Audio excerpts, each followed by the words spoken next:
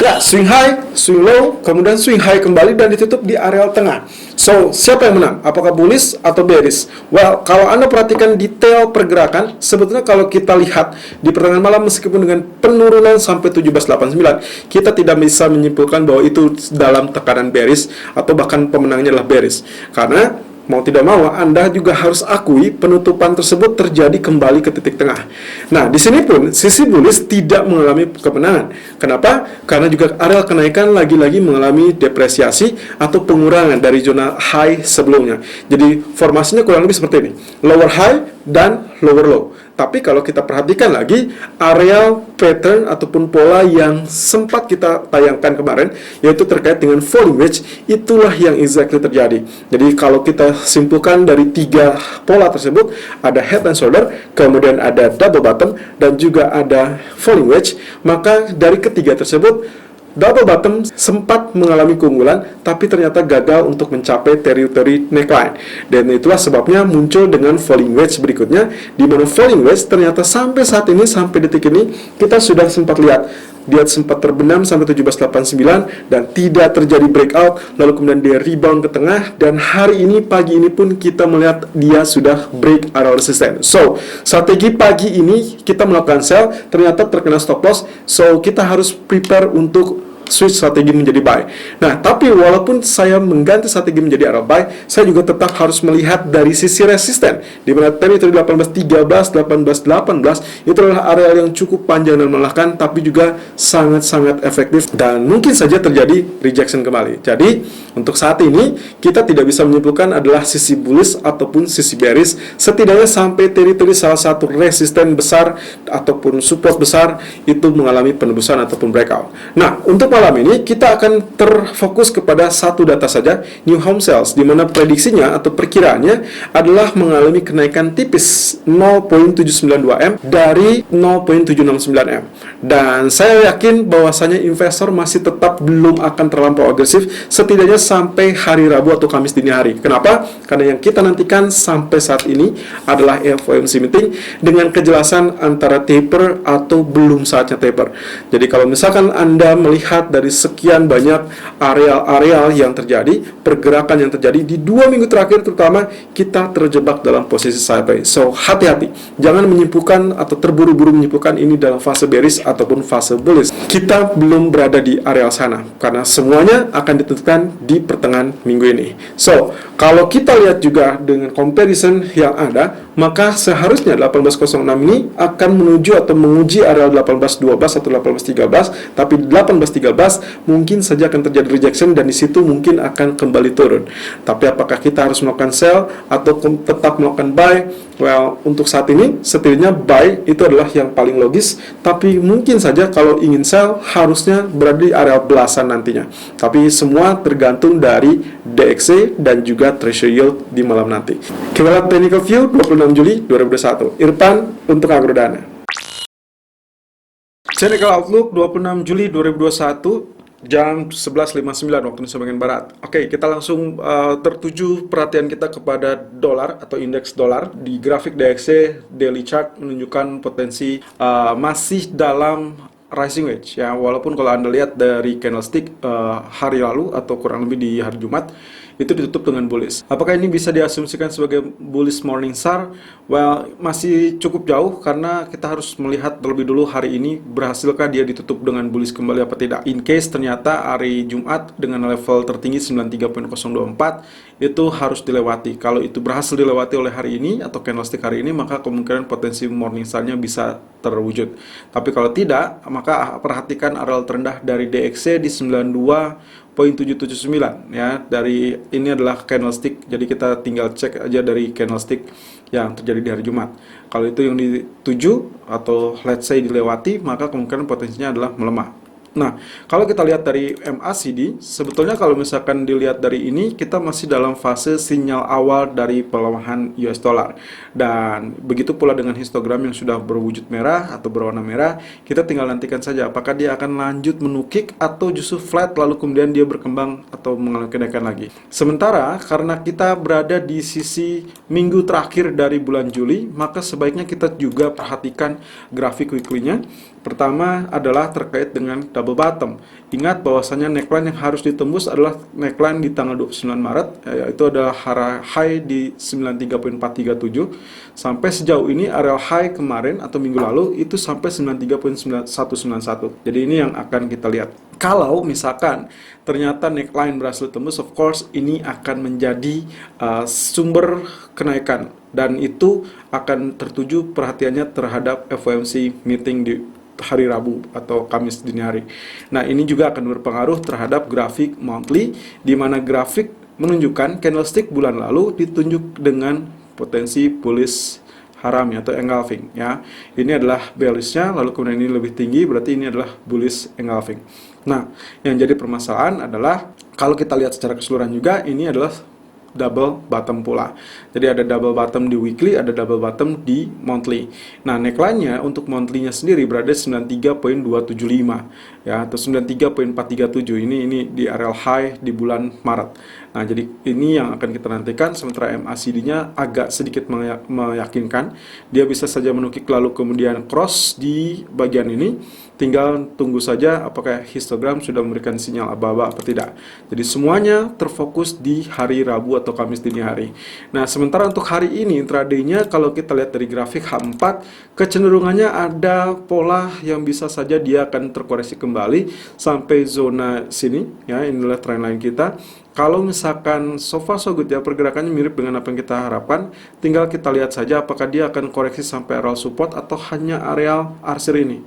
Ya, berarti kalau misalkan saya perpanjang, nah ini berarti masih dalam teritori ascending, lalu ini adalah koreksinya. Tapi kalau misalkan ternyata dia tembus area garis ini, maka dia akan turun dan otomatis ascendingnya sudah selesai. Nah, MACD-nya ya dia sudah memberikan sinyal ada histogram merah di situ. Ini pun sudah cross dan akan ya tinggal kita nantikan saja apakah dia cross dari 0 atau zero line apa tidak. Sementara di treasury yield ya, grafik H4-nya juga masih memberikan grafik yang sesuai dengan apa yang kita harapkan. Jadi pergerakannya masih bisa swing low kembali, bahkan MACD-nya sudah kembali berbalik, dan ini kita harapkan untuk kembali berada di bawah persis dengan teritori ini ya di periode-periode Juli atau di pertengahan Juli. Sementara kalau kita lihat dari daily-nya, kecenderungannya juga seharusnya akan mengalami penurunan. Karena kalau misalnya lihat ini adalah hanging man, kemudian kemarin ini adalah spinning top, atau kita samakan saja dengan doji, lalu kemudian shooting star ya lebih tepatnya. Jadi kemungkinan potensinya seharusnya hari inilah dia akan melanjut turun. Technical view gold 26 Juli 2021 jam 12:12 menit waktu sebagian barat, high 1807.10 dan low 1798.20. Running price 1806.10, dan untuk pagi ini TP pertama kita langsung sudah tersentuh di 1806.00 karena tadi pagi kami merekomendasikan untuk melakukan sell 1799 ataupun 1801. Well, of course, kalau Anda sempat menyimpulkan bahwasanya kita sudah terjebak atau sudah berada dalam sisi bearish, well, mohon maaf, saya katakan kita belum berada di satu sisi manapun, baik itu bullish ataupun bearish. Alasannya simple, Anda tinggal cek kembali beberapa candle terakhir, terutama dalam 2 minggu terakhir kalau lihat dari tanggal 19. Ya, kalau kita uraikan seperti ini, 19 Juli, kurang lebih dengan alat terendah 1794.80 dan high 1817.10, running price kala itu rebound sampai 1812. Dan lalu kemudian sehari berselang di tanggal 20 itu sempat peak sampai 1824.60 dan di pertengahan malam berbalik sampai 1804 dan di close 1810. Kemudian sehari berselang berikutnya tanggal 21 Juli area terendah kembali tercipta 1794.50 dengan tertinggi rebound 1813 dan ditutup di 1803. Kemudian hal yang sama di tanggal 22 Juli juga terjadi dengan area terendah 1792.50 lalu kemudian tertinggi adalah 1807 dan ditutup 1806. Dan di hari Jumat dia sempat membentuk tail sampai zona 1789.40. Tapi satu hal yang harus Anda perhatikan dan to be fair, karena kalau misalkan Anda ingat kemarin saat kami merilis video Gold Outlook, sebetulnya kita sudah berada di fase atau sudah berada di titik buy ya. Kala itu reboundnya dan dia sudah sempat terjadi ya kurang lebih saat video rilis itu adalah atau saat editing itu berada di 18.00 lalu kemudian naik sampai 18.10 walaupun akhirnya dia kembali turun di 18.02. Jadi sebetulnya TP pertama kemarin itu sudah disentuh dan akhirnya di pertengahan malam atau pasca rilis video dia kembali melorot sampai 17.89.40, tapi Anda bisa lihat sendiri candlestick berbentuk tail yang cukup panjang lalu kemudian dia rebound. Walaupun 17.89 disentuh, kami sempat menyebutkan hati-hati bahwasanya Anda harus make sure terlebih dulu, confirm terlebih dulu, in case ternyata Anda menginginkan untuk merubah strategi. Merubah strategi kalau ternyata penembusan support betul-betul terjadi. Apakah ini ditembus? Well, saya tidak melihatnya sebagai ditembus. Kenapa? Karena tail yang cukup panjang ini mengisyaratkan belum atau tidak pernah terjadi penembusan. Ya, penembusan yang harusnya terjadi secara sisi teknikal adalah kalau next candle berada atau open di bawah area support kita.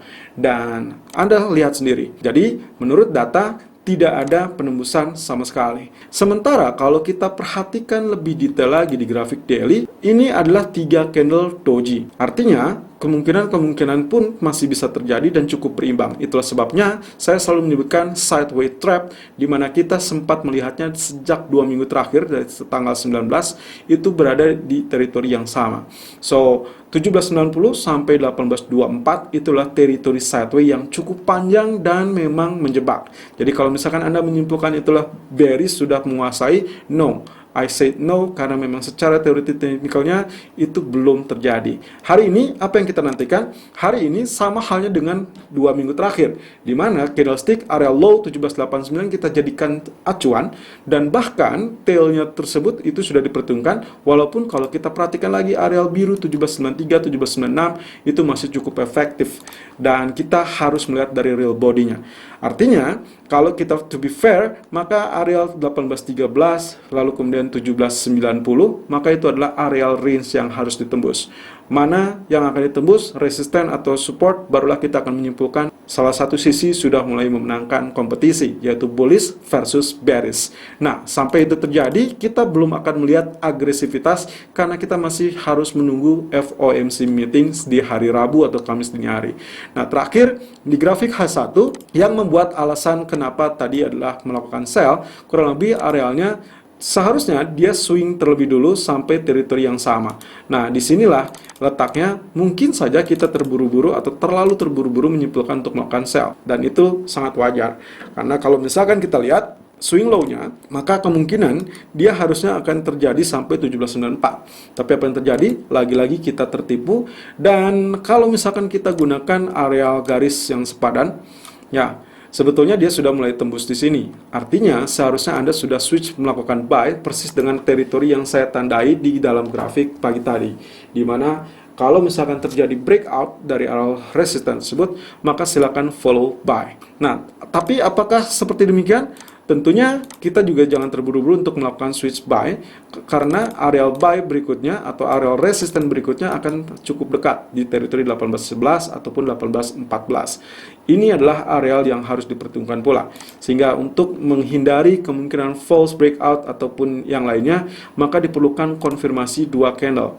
Nah, Anda bisa lihat di sini 2 candle berikutnya berada di atas area garis. So, prepare untuk switch strategi Anda menjadi area buy on dip di kisaran 1804, 1805, lalu kemudian TP pertama diperkirakan di 1811. Nah, artinya di sini TP 1 ataupun 2 agak relatif dekat, sehingga kalau misalkan itu tidak memungkinkan, maka Anda bisa lebih rendah lagi untuk melakukan buy di teritori 1803, ataupun Anda bisa melakukan switch menjadi sell kembali kalau misalkan ternyata zona 1813 sulit untuk ditembus. Selalu gunakan stop loss dan risk management sesuai dengan equity dan strategi trading Anda.